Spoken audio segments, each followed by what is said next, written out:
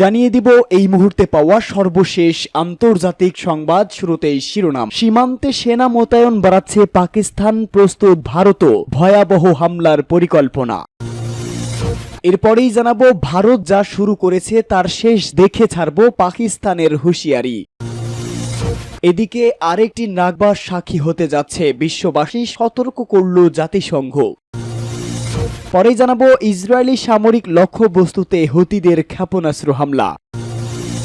এবং সর্বশেষ জানাবো এবার গাজা দখলে নেওয়ার পরিকল্পনা করেছে ইসরায়েল। এতক্ষণ শুনছিলেন সংবাদ শিরোনাম, এবারে বিস্তারিত। তবে তার আগে প্রতিদিনের আপডেট আন্তর্জাতিক সংবাদ সবার আগে পেতে ভিডিওটিতে একটি লাইক দিয়ে চ্যানেলটি সাবস্ক্রাইব করার অনুরোধ রইল। আর জানিয়ে দিন কোন স্থান থেকে আমাদের সংবাদ শুনছেন অথবা দেখেন। জানিয়ে দিন আপনার জেলা অথবা উপজেলার নাম।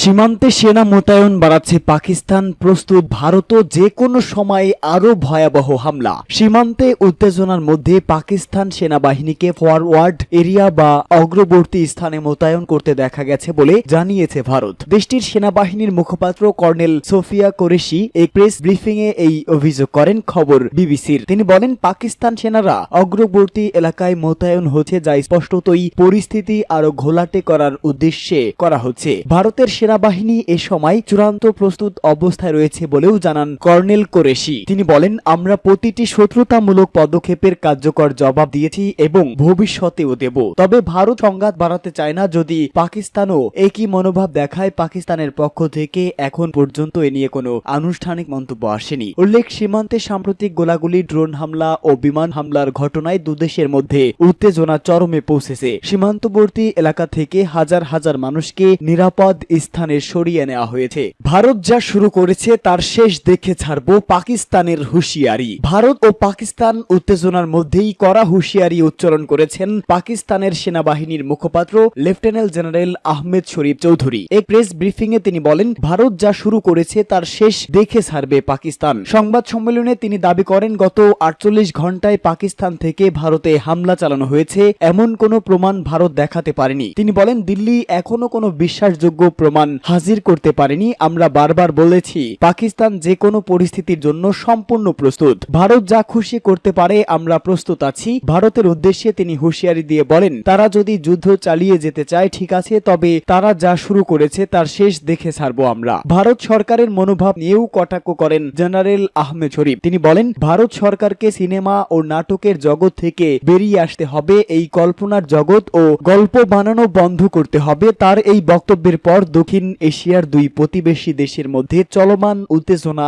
আরো বাড়ার আশঙ্কা রয়েছে। আরেকটি নাগবার সাক্ষী হতে পারে বিশ্ববাসী, সতর্ক করল জাতিসংঘ। বিশ্ববাসী আরেকটি নাগবার সাক্ষী হতে পারে বলে সতর্ক করেছেন জাতিসংঘের একটি বিশেষ কমিটি। ওই কমিটির পক্ষ থেকে ইসরায়েলের বিরুদ্ধে জাতি নির্মূলের অভিযোগ আনা হয়। আরো বলা হয়, ফিলিস্তিনের জন্য অকল্পনীয় দুর্ভোগ ডেকে এনেছে ইসরায়েল। উল্লেখ্য, 1948 সালের 14 মে ইসরায়েল প্রতিষ্ঠিত হয়। মানচিত্রে যে স্থানে ইসরায়েল রাষ্ট্র প্রতিষ্ঠা হয় সেখান থেকে গণহারে ফিলিস্তিনিদের স্থানচ্যুতি ঘটে। এজন্য 15 মে নাগবা দিবস হিসাবে পালন করেন ফিলিস্তিনিরা। এ সপ্তাহের শুরুতে গাজার উত্তর থেকে লাখ লাখ ক্ষুধার্ত ফিলিস্তিনিকে বহিষ্কার ও তাদেরকে 6টি শিবিরে আটকে রাখার পরিকল্পনা করে ইসরায়েল। ওই পরিকল্পনার পরেই এমন মন্তব্য করলেন জাতিসংঘের বিশেষ কমিটি। এদিকে ফিলিস্তিনিদের যে কোনো জোরপূর্বক বাস্তুচ্যুতি তাদের মনে নাগবা বা বিপর্যয়ের স্মৃতি জাগিয়ে তোলে। কমিটির পক্ষ থেকে বলা হয়, যা লক্ষ্য করছি তাতে মনে হচ্ছে বিশ্ববাসী আরেকটি নাগবার সাক্ষী হতে যাচ্ছে।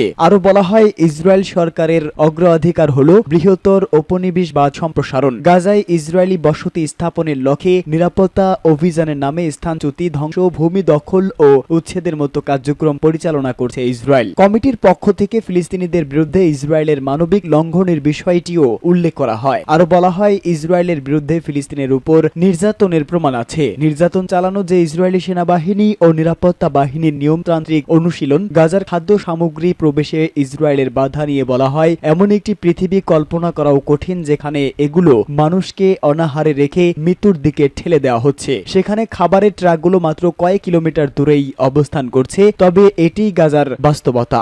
ইসরায়েলি সামরিক লক্ষ্যবস্তুতে হুতিদের ক্ষেপণাস্ত্র হামলা। গাজার বাসিন্দাদের সমর্থনে ইয়েমেনি হুতি বাহিনী তেল আবিবের একটি সামরিক লক্ষ্যবস্তুতে নতুন নতুন করে ক্ষেপণাস্ত্র হামলা চালিয়েছে। সশস্ত্র বাহিনীর মুখপাত্র ইয়াহিয়া সারি ঘোষণা করেছেন যে গাজার জনগণ ও তাদের প্রতিরোধের সমর্থনে এবং ইহুদিবাদী শাসন ব্যবস্থার প্রতি মার্কিন সমর্থনের প্রতিক্রিয়ায় অধিকৃত ইয়াফায় একটি সামরিক লক্ষ্যবস্তুতে হামলা চালানো হয়েছে। ইয়াহিয়া বলেন, আমরা অধিকৃত ইয়াফা এলাকার দক্ষিণে একটি ইসরায়েলি সামরিক লক্ষ্যবস্তুর বিরুদ্ধে সামরিক অভিযান পরিচালনা করেছি। হাইপারসোনিক ব্যালিস্টিক ক্ষেপণাস্ত্র প্যালেস্টাইন 2 দিয়ে এই অভিযান পরিচালিত হয়েছে। তিনি জোর দিয়ে বলেন, গাজার বিরুদ্ধে হামলা বন্ধ না হওয়া পর্যন্ত এবং অবরোধ প্রত্যাহার না হওয়া পর্যন্ত ইয়েমেনি বাহিনী ফিলিস্তিনি জনগণের প্রতি সমর্থন অব্যাহত রাখবে। 2023 সালের 7 অক্টোবর গাজায় ফিলিস্তিনি প্রতিরোধ আন্দোলন ও ইসরায়েলের বিরুদ্ধে অপারেশন আল-আকসা স্টর্ম নামে একটি আকস্মিক প্রতিশোধমূলক আক্রমণ চালায়। তখন থেকে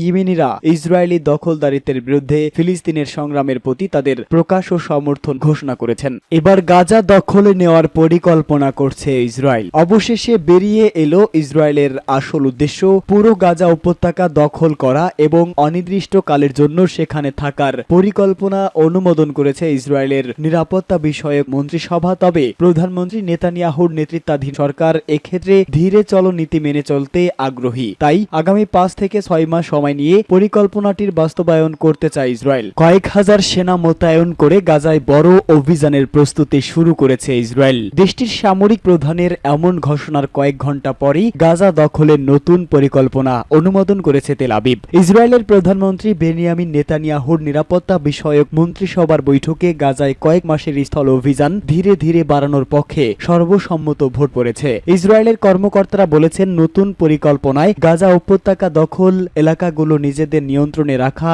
এবং গাজার বাসিন্দাদের উপত্যকার দক্ষিণে সরিয়ে নেওয়া। তবে সম্প্রসারিত অভিযানটি আগের সব অভিযানের মতো আক্রমণাত্মক হবে না। এবার ভূখণ্ড দখলের অভিযান চালানো হবে। একই সাথে গাজায় ইসরায়েলের স্থায়ী উপস্থিতিও বহাল থাকবে। নতুন পরিকল্পনায় হামাসকে পরাজিত করার লক্ষ্যও হাতে নেওয়া হয়েছে। এতে করে আবারও লাখো ফিলিস্তিনিকে দক্ষিণ গাজায় সরে যেতে বাধ্য করা হবে।